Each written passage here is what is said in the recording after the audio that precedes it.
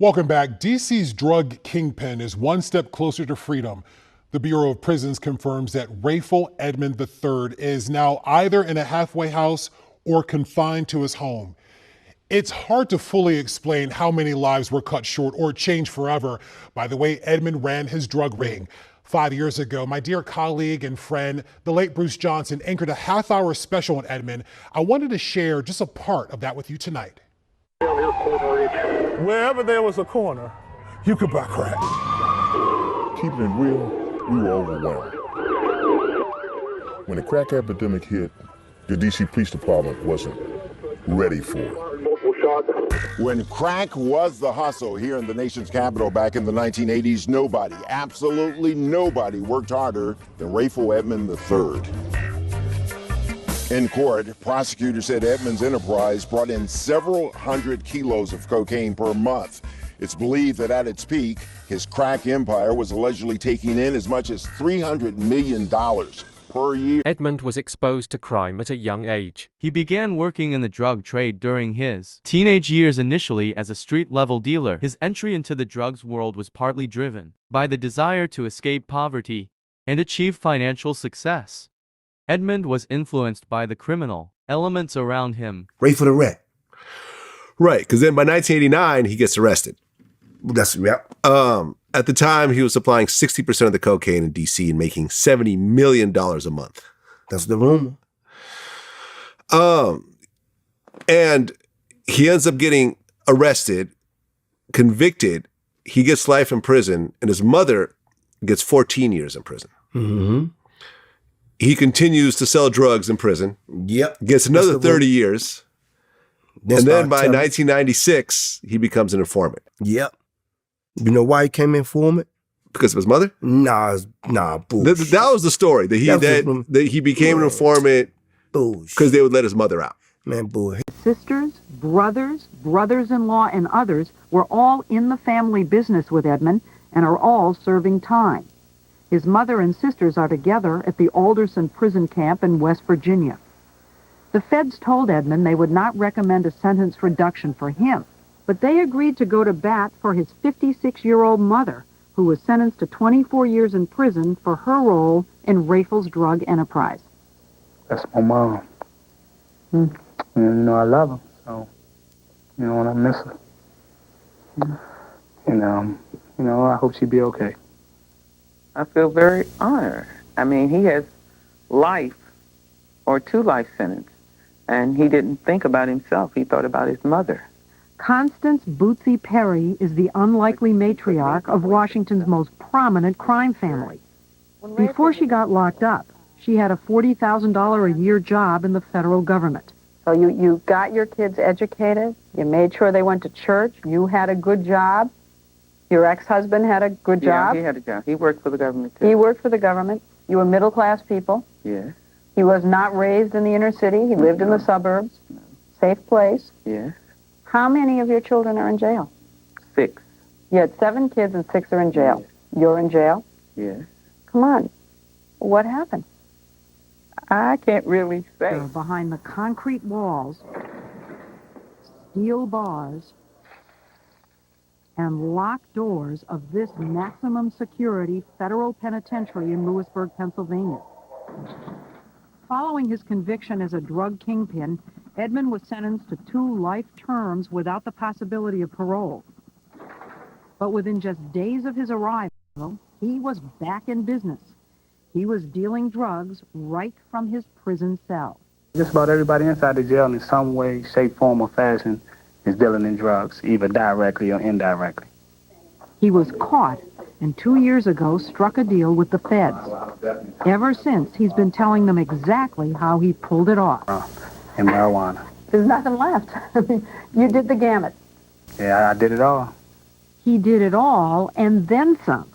For starters, he brought drugs into the prison through this visiting room. He hired other inmates whose girlfriends, during contact visits, would pass the stuff packed in small balloons. She might kiss him, and he put them in his mouth. He drank a little bit of soda or water, swallow them. He go do it again. Good He's day. got them all inside. Got them all inside. Then when he get back inside the institution, he spit them up. What's the most you ever heard of those that any one person That I could. ever seen one person bring? I seen somebody bring in like 60 of them. Edmond says prison officials know this goes on. It keeps the jail mellow. It keeps people patient. You know, they be able to get high and chill. So they like this and let these things happen sometimes. Come on. Yeah, that's what they do. He wasn't just selling drugs to other prisoners. He also masterminded the shipment of more than 2 tons of cocaine and crack from the coca fields of Colombia to the District of Columbia. In some ways, he's like the Babe Ruth of crack dealers. Eric Holder, the Deputy Attorney General of the United States, was, until recently, the top prosecutor in Washington, D.C. It was his office that locked Edmond up in the first place. Rayful Edmond was arrested on July 7, 1989. This arrest marked a significant turning point. Following his arrest, Edmond was charged with multiple drug-related offenses, including drug trafficking and conspiracy. More from in prison? Is that what you're saying? Yeah, at its maximum, he was doing about 400 kilograms of cocaine per month while in prison, and while on the street, he was doing about 300 at its maximum. Edmond says it was easy to do from behind bars. I think it's much easier than when you're on the street. Easier than on the street? Much easier because you're right there with the people that have direct access to the narcotics that you need. Colombians, Cubans, Mexicans. All thrown in together? All thrown in together. Thrown in with criminals like Osvaldo Trujillo Blanco, or as Edmond knew him, Chicky, a convicted drug felon. He had a high-profile case. I had a high-profile case. So, you know, we were just wanting somebody to introduce us. We was waiting for a person to come along and say, this Chicky, this Ray. And we just gonna go from there. It was right there. What else? You know, what else could we do? It's right there. Chicky is cocaine royalty, son of Griselda Trujillo Blanco, better known as the godmother of the Colombian drug underworld, and a founding member of the notorious Medellin drug cartel. Does it make any sense to put the biggest guy from D.C. and someone from one of the largest cartels in Colombia in such close proximity? You'd know it would be inevitable that they'd come together. No, I'm not sure that's true. I wouldn't make that assumption. I would think that both people, having been put in federal prison, would have been incapacitated. But they weren't. A year after Edmond met him, Chicky was released and returned to his horse ranch in Colombia. And that's when business really took off. So how did you pull it off? I mean, you were doing pretty serious and impressive deals. Oh, yeah. From inside, I love maximum security penitentiary. Maximum security. Specifically, how did you do it? Specifically, we would use the visiting room, the telephones. Specifically, these telephones, conveniently located just down the hall from his cell. Edmond would contact Chicky simply by placing a collect call to a friend in Washington. Every one of those calls was recorded. Hello, this is the AT&T operator with a collect call. Who's calling, please? Right. Will you accept the charge? Uh-huh. The friend, in turn, connected him to Chicky all the way down in Medellin. What reason would I be calling out the country? I'm not from Colombia or South America. Or Here's an inmate that's calling Medellin 3 and 4 times a week. So you know I'm up to something. Just common sense would tell you. If you got good common sense, it would tell you that I'm up to no good. In one afternoon, he made 59 phone calls to 5 states and 2 foreign countries. I thought that we listened in on their phone conversations. I thought that when a guy makes a phone call, that the prison kind of knows what he's talking about. All the phone conversations, all the social phone conversations are recorded, but not all of them are monitored. Now, does that make any sense? Well, it doesn't make any sense except for the fact that they don't have the ability to. There's simply not enough people to listen in on all of the phone conversations that all of these prisoners have. And the prisoners know that.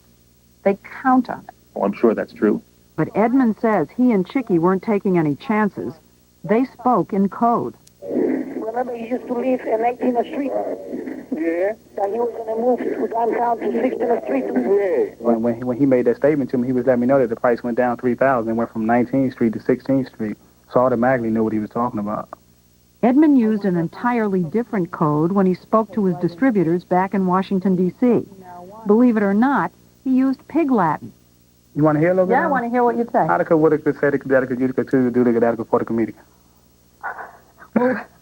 did you say? Oh, I was just saying, I feel good today. So fast. You could do that. You got to be fast so nobody will understand what you're talking about. Yeah, and you could just do this whole interview like that? Yeah, I could do the whole interview like that. Now, but what kind of money were you making out of this? I wasn't making the money that I should be making, but I was getting $5,000 here, $10,000 there, which is good money for somebody that's in jail and doing time. It was good money for anyone. $200,000 in 2 years collected for him by associates on the outside. But the money flow was disrupted when Chicky was gunned down in a Medellin nightclub, but only temporarily, because Edmond quickly struck up with another inmate, this time from the Cali Cartel. Freddie Aguilera was serving 60 years with no parole, just a cell block away. And you hook up with another Colombian. Yeah. Like I told you, the temptation, you got people every day, different people coming to me trying to hook up drug deals, and this is something that I can do and I know how to do. So it was just hard to say, no, I don't want to be involved in it when I can just say, okay, let me set this deal up and give me a quick $20,000 or $30,000. Prison authorities never did figure out what Edmond was up to, but the FBI and local police here in Washington, D.C. did, thanks to a tip from a jailhouse informant. When the feds went to Edmond with the evidence, much to their surprise, he agreed to cooperate. With his help, the government was able to lock up 15 drug dealers, among them some of the most violent drug thugs in the nation's capital. $2 million a week cocaine crime outfit in the nation's capital. The one-time schoolyard basketball star faces a mandatory life sentence now. 10 co-defendants, including friends and relatives, were found guilty on related charges. Security surrounding the trial was unusually tight. Names of the jurors were kept secret even from the judge and lawyers to guard against possible reprisals. For safety, we're not showing the face of the man that members of Rayful Edmond's cocaine empire knew as Jimmy. I was in there for like 3 days and got asked, did I want to do undercover work? He was 26 when he began living undercover as a cocaine dealer. Unarmed and using only his wits, he worked his way close to the top of the cocaine wholesale operation that is estimated to have netted Rayful Edmond Jr. $1 million a day in the mid to late 1980s. 30 murders were tied to the operation. You knew it was an organization that enforced discipline with murder. Yes. He remembers shipments of cocaine delivered by the truckload. And a guy sitting on the back with a Uzi, with 2 Uzis. Then there's the legendary story about Georgetown basketball coach John Thompson's face-to-face confrontation with Edmond. The coach told the basketball-loving drug kingpin, who reportedly offered as much as $50,000 to some Hoyas players to be on his playground team, to leave them alone. Rayful respected that because Rayful was a big basketball fan. The 1989 bust of the Rayful Edmond drug organization resulted in charges against almost 24 people. The sandstorm of cocaine that covered the nation's capital in misery and bloodshed would slowly start to recede. Jimmy says his only regret is that many who worked so hard to bring D.C.'s drug kingpin to justice were never fully recognized for their work.